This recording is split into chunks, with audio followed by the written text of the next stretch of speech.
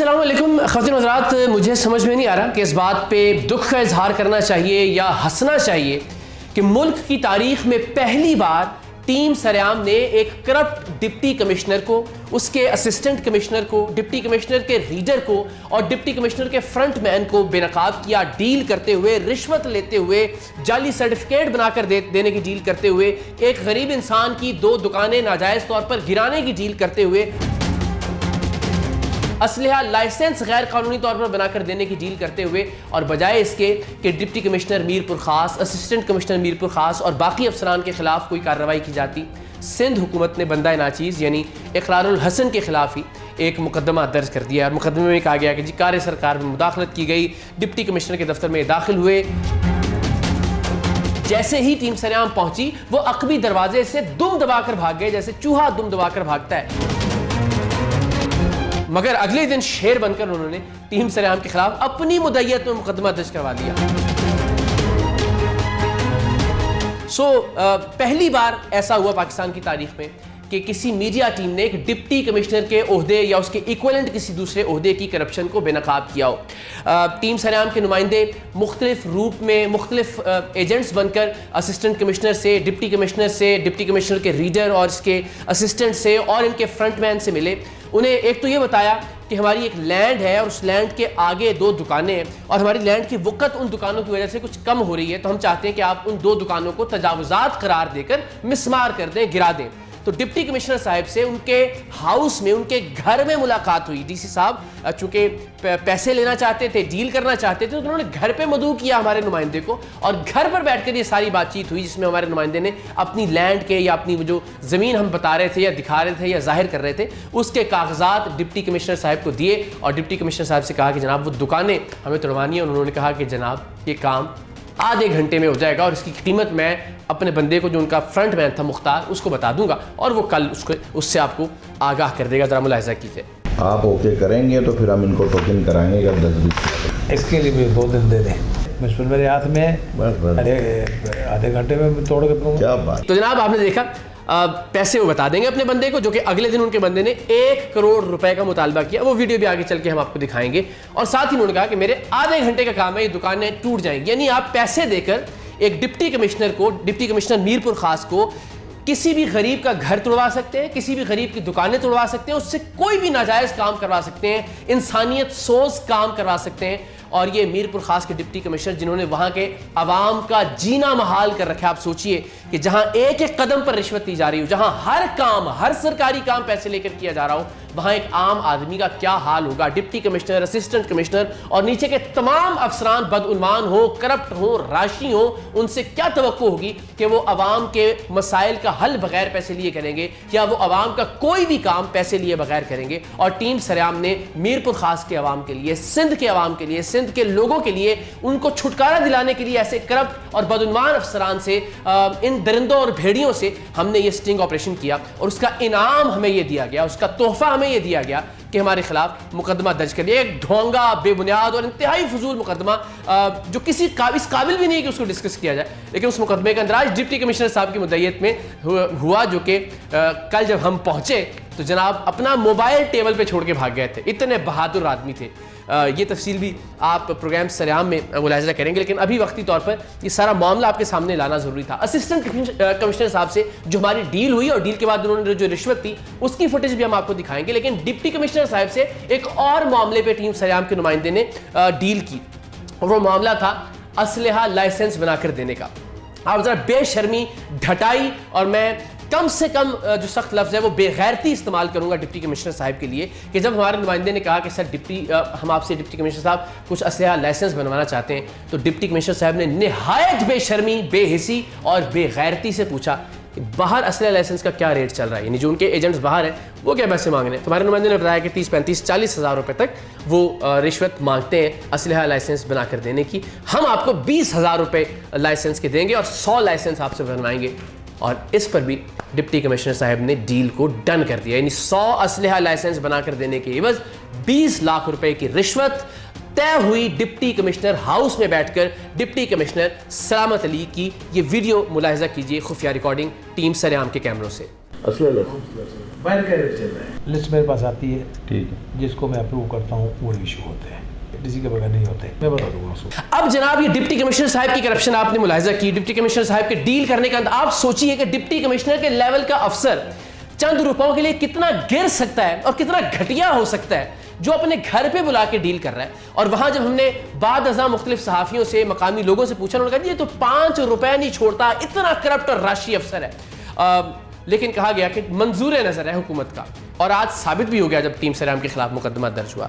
तो deputy commissioner के rank का, डिप्टी कमिश्नर की सतह का ये अफसर, डिप्टी कमिश्नर ही इनफैक्ट डिप्टी कमिश्नर मीरपुर खास अपने घर पे बुला के असलहा लाइसेंस बना के देने की डील भी कर रहा है, और एक गरीब की दुकानों को नाजायज़ तौर पर तोड़ने की डील भी कर रहा है। अगले ही रोज़ इस डिप्टी कमिश्नर के रीडर से, उसके असिस्टेंट से और इसके फ्रंटमैन से टीम सरेआम की मुलाकात हुई, और उसमें 1 करोड़ रुपए का मुतालबा किया गया। ये भी ज़रा मुलाहिजा कीजिए। साईं फिर काम का क्या कह रहे हो यार? तो मैं एडवांस में जो है ना, उसको मैं साईं को भी दे दूंगा 40-50 रुपये। साईं ये रखो, जो काम आता रहेगा मैं आपको फ़ोन करूंगा। तो ये हमारा बंद। साईं हाथ मारो, हाथ मारो, हाथ मारो, हाथ मारो, पकड़ें 10 ये गिने।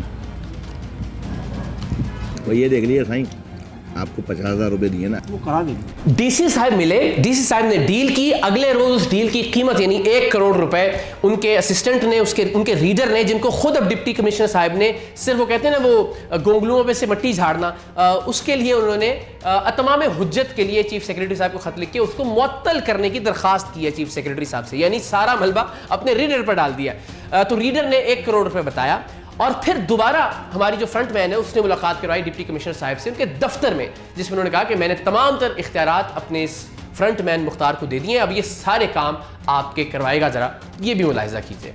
अब इम्तियाज जाने आप जानो, मैंने इम्तियाज को फ्री हैंड दे दिया कि बाबा बिस्मिल्लाह करो। ठीक। तो जनाब अब ये फैसला मैं पाकिस्तान के लोगों, पाकिस्तान के अवाम, पाकिस्तानी कौम पर छोड़ता हूं कि उनकी नज़र में ये डिप्टी कमिश्नर बदउनवान है, या गलती हमसे हुई है इसकी बदउनवानी को बेनकाब करके, या इससे सवाल करने की जुर्रत करके कि हम इसके दफ्तर में दाखिल हुए जहां से ये भाग खड़ा हुआ आखिरी दरवाजे से, जिसने हमारा सामना तक नहीं किया, मुकदमा करवा दिया, लेकिन हम पर कार्य सरकार में मुदाखलत का, यानी जब आप वहां मौजूद ही नहीं थे तो हम मुदाखलत किस चीज में कर रहे थे। बहरहाल डिप्टी कमिश्नर साहब की ये बदउनवानी और इसका फैसला हम पाकिस्तान के अवाम पर छोड़कर आगे बढ़ते हैं। असिस्टेंट कमिश्नर मीरपुर खास मोहम्मद खान, इन साहिब ने मुख्तलिफ मदों में टीम सरेआम से रिश्वत वसूल की। मुख्तलिफ सर्टिफिकेट बनाकर देने के एवज इन्होंने खाने की एक दावत पर, जो कि खाना भी हमारे नुमाइंदे की जानिब से इनको खिलाया गया, ये एक रेस्टोरेंट पर गए। लेकिन उससे पहले हैरत की बात यह है कि इन सब का जो फ्रंट मैन था, जब हमने इनिशियली उससे डील करना शुरू किया तो उसने एसी साहब को फोन करके गाड़ी में बुलवा लिया। आप डिप्टी कमिश्नर का लेवल चेक कीजिए कि वो घर बुला के डील कर रहे हैं, आप असिस्टेंट कमिश्नर मीरपुर खास का लेवल चेक कीजिए कि वो गाड़ी में आके, हमारे नुमाइंदे की गाड़ी में बैठ के गुफ्तगू कर रहा है, और फिर अगले दिन खाने पे आके, होटल पे, रेस्टोरेंट पे आके वहां बैठ के डील कर रहा है। ना सिर्फ डील कर रहा है बल्कि मुख्तलिफ सर्टिफिकेट बनाकर देने के एवज एक तरह से एजेंट मुकर्रर कर रहा है हमारे नुमाइंदे को, और उससे एडवांस में 50,000 रुपए वसूल कर रहा है। ये क्लियर तरीन वीडियो, खुफिया वीडियो, जरा मुलाहिजा कीजिए। साईं फिर काम का क्या कह रहे हो यार? तो मैं एडवांस में जो है ना, उसको मैं साईं को भी दे दूंगा 40-50 रुपये। साईं ये रखो, जो काम आता रहेगा मैं आपको फ़ोन करूंगा। तो ये हमारा बंद। अब आप मुझे बताइए कि इससे बढ़कर क्या सबूत कौम की खिदमत में पेश किया जाए, इससे बढ़कर क्या सबूत सिंध के हुक्मरानों की खिदमत में पेश किया जाए, इससे बढ़कर क्या सबूत अवाम की खिदमत में पेश किया जाए कि एक असिस्टेंट कमिश्नर खुद बैठकर रिश्वत वसूल कर रहा है, डिप्टी कमिश्नर खुद बैठकर सारी डील कर रहा है, चेहरे इसमें बिल्कुल वाजे हैं, गुफ्तगू इसमें बिल्कुल वाजे, इब्हाम क्या है, हम पर मुकदमा दर्ज क्यों किया गया, मौक़िफ़ क्या है सिंध हुकूमत का, आकर बताएं तो सही कि हमने गलती क्या की है, कहना क्या, यानी क्या ऐसा करना चाहिए था हमें इस सारे मामले के अंदर कि जब हमें पता था कि एक डिप्टी कमिश्नर जालसाजी कर रहा है, रिश्वत ले रहा है, हरामखोरी कर रहा है, जब एक असिस्टेंट कमिश्नर रिश्वतखोरी कर रहा है, तो हमें क्या करना चाहिए था। इस पर आकर सिंध हुकूमत बताए तो सही कि FIR क्यों दर्ज की गई है, हमारे पास क्या ऑप्शन था इसके अलावा कि जाके हम उनका मौक़िफ़ रिकॉर्ड करें, उनसे पूछें कि भाई ये आपकी वीडियो, इस पर आप क्या कहना चाहते हैं। तो असिस्टेंट कमिश्नर साहब से ये आप प्रोग्राम में देखेंगे, जब हमने पूछा तो उन्होंने कहा मैं तो खाने के पैसे ले रहा था इनसे। तो मैंने कहा आप वेटर हैं या आप असिस्टेंट कमिश्नर हैं कि आप इनसे खाने के पैसे ले रहे थे? यानी खाने के पैसे तो ज़ाहिर है ये वेटर को अदा करेंगे जो कि होटल का वेटर है। लेकिन बहरहाल उन्होंने बाद में माफ़ी तक मांगी ऑन कैमरा, उन्होंने कहा कि जी बिल्कुल ये मेरे पास इसका कोई जवाब नहीं है, गलती हुई है, पैसे मैं वापस करने के लिए तैयार हूँ और मैं कसम खाता हूँ कि आज के बाद मैं रिश्वत नहीं लूँगा। उस असिस्टेंट कमिश्नर जो कि अपनी गलती को मान रहा है, अपनी रिश्वतखोरी को मान रहा है, अपनी हरामखोरी को मान रहा है, उस हरामखोरी को डिफेंड करते हुए हमारे खिलाफ मुकदमा दर्ज कर दिया गया। कमाल की बात है। और एक अगेन सिर्फ एक फॉर्मेलिटी पूरी करने के लिए डिप्टी कमिश्नर ने, जो कि खुद मुजरिम है, जो कि खुद रिश्वतखोर है, जो कि खुद डील कर रहा है, वो अपने असिस्टेंट और अपने रीडर को मुअत्तल करने की रिक्वेस्ट कर रहा है, वो अपने असिस्टेंट कमिश्नर को मुअत्तल करने की रिक्वेस्ट कर रहा है। अपने खिलाफ, उसके खिलाफ कोई कार्रवाई ना हो, हमारे खिलाफ वो मुद्दई बन गया मुकदमे में। तो ये एक अजीबो गरीब मामला है जिसकी मेरा ख्याल शायद ही मिसाल पाकिस्तान की तारीख में मिलती हो। सच दिखाना, सच कहना, ये एक जुर्म बनता जा रहा है इस ममलकत के अंदर, इस ममलकत खुदादाद में। लेकिन ये कोई पहली बार नहीं हुआ टीम सरेआम के साथ। इससे पहले भी हमने अनगिनत मुकदमात का सामना किया, गिरफ्तारियां तक हुई, हथकड़ियां लगीं, जेल की सलाखें भुगती, मुकदमात की पेशियां कई बरस तक हम भुगतते रहे। लेकिन आज भी अल्लाह की मेहरबानी से हम सच कहने से बाज नहीं आए, हकीकत लोगों के सामने रखने से बाज नहीं आए। हमने मारें खाई, हमने गोलियों का सामना किया, हमने गालियों का सामना किया, हमें धक्के पड़े, हमें धमकियां मिली, हम पर हमले हुए, जान खतरे में पड़ी। लेकिन अल्लाह ताला की अता और मेहरबानी से और आप सबकी दुआओं के सदके अल्हम्दुलिल्लाह टीम सरेआम ने सच के अपने सफ़र को जारी रखा। तो असिस्टेंट कमिश्नर साहब के रिश्वत लेने की ज़रा वीडियो एक बार फिर मुलाहिजा कीजिए। साईं फिर काम का क्या कह रहे हो यार? तो मैं एडवांस में जो है ना, उसको मैं साईं को भी दे दूंगा 40-50 रुपये। साईं ये रखो, जो काम आता रहेगा मैं आपको फ़ोन करूंगा। ये हमारा बंद। तो जनाब डिप्टी कमिश्नर साहब की रिश्वत लेने की वीडियो, असिस्टेंट कमिश्नर साहब की रिश्वत लेने की वीडियो, डीसी साहब की डील करने की वीडियो, उनके असिस्टेंट की, उनके फ्रंटमैन की 1 करोड़ रुपए रिश्वत तलब करने की वीडियो, अगले दिन उस फ्रंटमैन को तमाम तर इख्तियारात देने की वीडियो, ये सारी चीज़ें आपने मुलाहिजा की। जब टीम सरेआम वहाँ पहुँची तो चूँकि हमें तो अंदाज़ा नहीं था कि अंदर शीशे से बाहर नज़र आता है डिप्टी कमिश्नर साहब को, और उन्होंने पीछे एक चोर दरवाज़ा भी रखा है इसलिए कि चोर है। तो जैसे ही टीम सरेआम पहुंची उस इहाते में जहाँ सारे सरकारी दफातर थे, अंदर दाखिल हुए हम। जो मैंने फिर अर्ज़ किया पब्लिक ऑफिस है, पब्लिक का आना जाना है, वहाँ पब्लिक नहीं जाएगी तो और कौन जाएगा? और पब्लिक के जाने पर या पब्लिक के एक नुमाइंदे या पब्लिक ही में से एक शख्स के जाने पर अगर आप कहते हैं कि इस पर मुकदमा दर्ज होना चाहिए, तो ये कौन से कानून के तहत ये मुकदमा दर्ज हुआ है? क्या कोई आम आदमी इन सरकारी अफसरान के दफातर में नहीं जा सकता? और क्या एक सहाफ़ी के तौर पर मेरा ये फ़र्ज़ नहीं था कि अगर मेरे पास एक डिप्टी कमिश्नर की वीडियो मौजूद है जिसमें वो डील कर रहा है, तो मैं कम से कम जाके उससे उसका मौक़िफ़ लेने की कोशिश करूँ कि सर आप बताइए कि ये किस चीज़ की डील कर रहे हैं, जो भी उसका मौक़िफ़ और उसको मैं ऑनर करूँ हमेशा, जैसा कि हम करते हैं। मगर डिप्टी कमिश्नर साहब ने हमें आता हुआ दिख लिया शीशे में से, और अपने असिस्टेंट कमिश्नर को, चूँकि वो भी उस वक्त उनके साथ ही मौजूद था, उसके रहमो करम पर छोड़कर, उसके हाल पर छोड़कर वो अकबी दरवाजे से भाग गए। हमारा एक नुमाइंदा बाहर मौजूद था जिसने मोबाइल के ज़रिए उनकी शानदार गाड़ी और उनके बेहतरीन प्रोटोकॉल के साथ उन्हें दौड़ते हुए, फरार होते हुए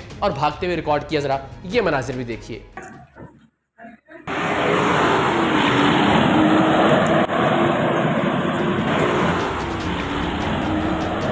तो जनाब ये मीरपुर खास के डिप्टी कमिश्नर, मीरपुर खास के असिस्टेंट कमिश्नर, डिप्टी कमिश्नर के रीडर, इनके फ्रंटमैन और इन तमाम लोगों की रिश्वतखोरी का अहवाल है। मैं फिर सोचता हूँ कि मीरपुर खास के अवाम पर क्या गुजरती होगी जिन्हें रोज़मर्रा अपने कामों के लिए इन्हीं सरकारी दफातर में जाना पड़ता है। ये एक कदम रिश्वतखोरी और हरामखोरी के बगैर उठाने के लिए तैयार नहीं थे। और मैं फिर कहूँगा कि मुझे समझ में नहीं आता कि इस पर अफसोस का इजहार करना चाहिए या इस पर हंसना चाहिए, कहके लगाने चाहिए कि इनकी तमाम रिश्वतखोरी बेनकाब करने पर इनके खिलाफ कोई कार्रवाई करने की बजाय टीम सरेआम पर मुकदमा दर्ज कर दिया गया कि ये सरकारी दफ्तर में दाखिल हुए, जो कि अगर कोई जुर्म है तो मुझे पाकिस्तान को कोई शहरी बता दे कि सरकारी दफ्तर में, पब्लिक ऑफिस में जाना किस तरह से जुर्म है। और ये इन्होंने कार्य सरकार में मुदाखलत की। डिप्टी कमिश्नर साहब ये कह रहे हैं, जो कि मौके पे मौजूद ही नहीं थे, फरार हो गए थे वहाँ से, तो कौन सा कार कर रहे थे वो, कौन सा काम कर रहे थे जिसमें हमने मुदाखलत की, क्योंकि वो तो वहाँ थे ही नहीं। लेकिन इस पर मुकदमा दर्ज हो गया। बहरहाल मैंने इस तरह अर्ज़ किया कि पहले भी कभी नहीं घबराए इंशाल्लाह, और आपकी दुआएं हमेशा साथ रहती हैं और हमेशा साथ रहेंगी इंशाल्लाह, और इन्हीं दुआओं के सदक़े हम आइंदा भी कभी नहीं घबराएंगे। इस जबर का, इस तागूत का, इस तशद्दुद का, इस FIR का, इस मुकदमे का, इस दबाव का, इन धमकियों का जो हमें मुस्तकिल मौसूल हो रही हैं, हम उसी हिम्मत से इंशाल्लाह सामना करेंगे जैसा कि अब तक हम करते चले आए हैं। फैज़ की एक नज़्म आखिर में याद आ रही है, उसका कुछ इक़्तिबास। निसार मैं तेरी गलियों के ऐ वतन के जहाँ, चली है रस्म के कोई न सर उठा के चले, जो कोई चाहने वाला तवाफ को निकले, नज़र झुका के चले, जिस्मो जान बचा के चले। है अहले दिल के लिए अब ये नज़्म बस्त कुशाद कि संगो खिश्त मुक़य्यद हैं और सग आज़ाद। बने हैं अहले हवस मुद्दई भी मुनसिफ भी, किसे वकील करें किससे मुनसफी चाहें। पाकिस्तान जिंदाबाद।